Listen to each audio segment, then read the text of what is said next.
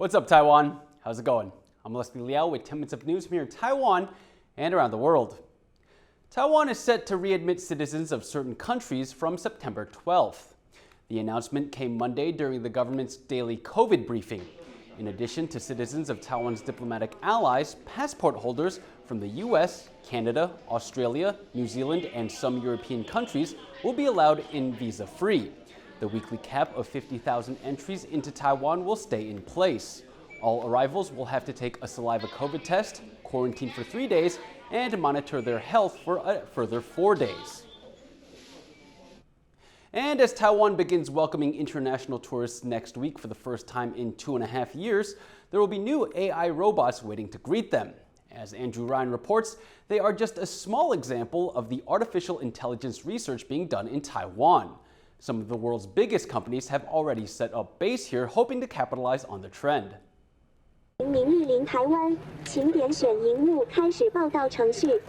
This is Xiao. She greets passengers arriving at Taiwan's main international airport in Taoyuan in Mandarin, English, Korean, and even Japanese. Just input a code, and then her compatriot Xiaomi will take you exactly where you want to go. These robots use artificial intelligence to map out the quickest route to your destination. And that's not all. They can sense obstacles in their path and navigate around them.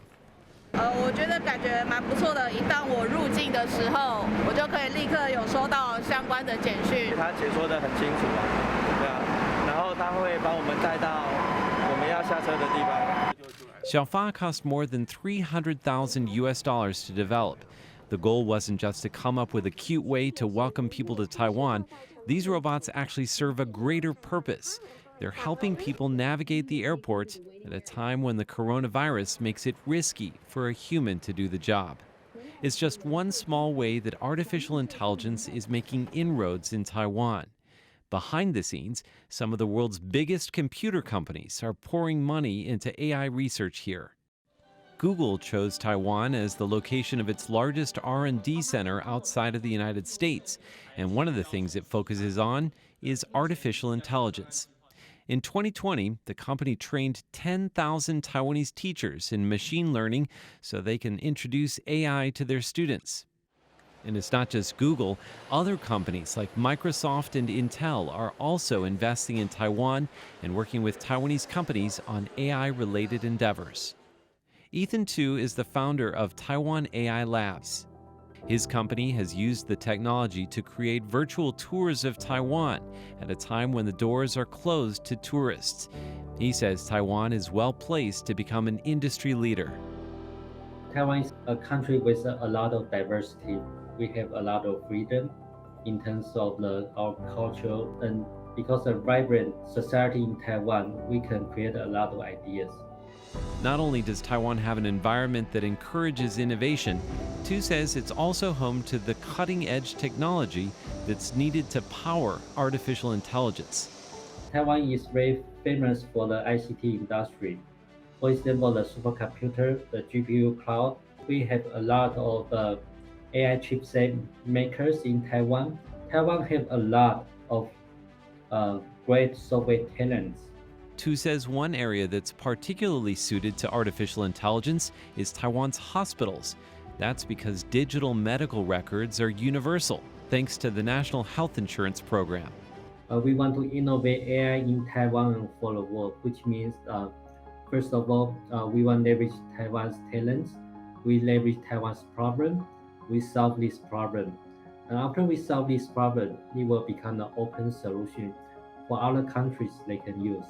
Xiaofa's creators are looking to add 10 more languages to the robots as Taiwan reopens its borders to tourists later this year. Experts here are hoping that Taiwan's advances in AI, like these robots, will one day help people everywhere navigate the challenges they face. Damon Lin, Ken Ning, and Andrew Ryan for TaiwanPlus. Public toilets aren't usually a subject you'd expect at the center of a political campaign ad or to provoke heated criticism. But that's what happened when Taipei mayoral candidate Chen Sizong released a video to promote bidets. Louise Watt reports. A Taiwanese influencer, Si Chamao, caught short in a Taipei public toilet. He asks the person next door whether they have any toilet paper and then gets more than he bargained for from the ruling Democratic Progressive Party's Taipei mayoral candidate, Chen Shizhong. The video is to promote Chen's pledge to upgrade the city's public toilets, but Chen's opponents were quick to hit out. 反偷窥、反性骚，其实这已经是普遍的基本观念。那其实昨天争议影片一出来，舆论挞伐，但是我看到陈时中还是不愿意道歉。 Another mayoral candidate, Vivian Huang, said Chen was a poor role model for children. 原来的利益应该是良善，想要开个玩笑，但是性骚扰跟窥视这件事情，真的不是可以用儿戏来带过的。 Chen became a household name as Taiwan's health minister, steering the country through the pandemic. He stepped down to campaign for the capital's mayor, a role that's often been a step to the presidency. 请问有卫生纸吗？ His campaign team quickly took down what was dubbed the Peeping Chen video, and it appeared online again with the offending part removed. 那我们并没有任何要有骚扰任何的意识在，有这种感觉，我们表达歉意。台北是一个进步的城市，我们努力让它做性别友善。 Chen's policy of upgrading Taipei's more than 7,000 public toilets has also come under attack. Independent mayoral candidate Huang says Taipei funds shouldn't be spent on luxurious and unnecessary items like electronic bidets.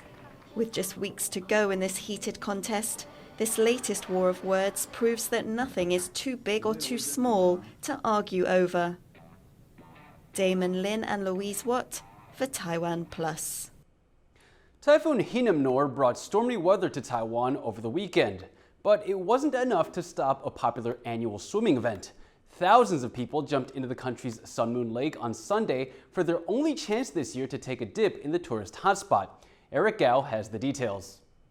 What's a little rain if you're going to get wet anyway? Despite poor weather brought on by Typhoon Hinnamnor, 18,000 people joined in the annual Sun Moon Lake swim in central Taiwan. The dreary conditions did nothing to dampen participants' enthusiasm. 我们6个人目标就是前6个上来。对，我们昨天就先下来住了，对，然后今天早上我们4点半起床，5点半就出门了，非常兴奋，很兴奋，激动，对，但是好多年了，今年下雨真的有点辛苦。 Cancelled last year because of the COVID-19 pandemic, the swim is 3 kilometers long total and could take up to 3 hours to complete. The typhoon was just a little extra challenge for swimmers to overcome. 就很爽，完成一个人生成就的感觉。遇到台风天有点尴尬，还以为会取消，但还好没有取消。 Sun Moon Lake is a popular scenic spot. The annual swim is the largest open water mass participation event in the world, and it's the only time when people are allowed to swim in the lake. 原本以为会累，但其实还好，还蛮厉害的，有成就感，很有成就感。 Anyone aged 8 to 75 can participate. Even Taiwan's former president, 72-year-old Ma Ying-jeou, took to the water. Just goes to show, it will take a lot more than a little rain to keep these swimmers at bay. Patrick Chen and Eric Gao for TaiwanPlus. Thank you for watching What's Up Taiwan. Remember to download the TaiwanPlus app for more stories from Taiwan and around the world. Finally today, we leave you with the images of the restoration of stained glass windows at Notre Dame Cathedral in Paris that were damaged in the fire of 2019. I'm Leslie Liao. Take care and see you next time.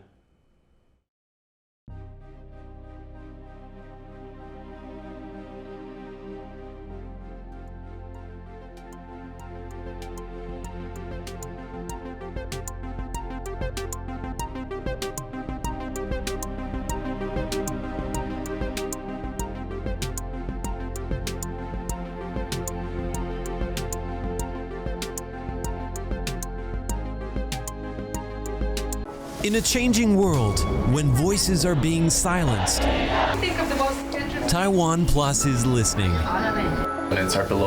We tell those stories. No compromise, no boundaries, people in Taiwan. no fear. I want to study Chinese. I'm Ryan Kilpatrick. Capital Taipei. TaiwanPlus. TaiwanPlus News.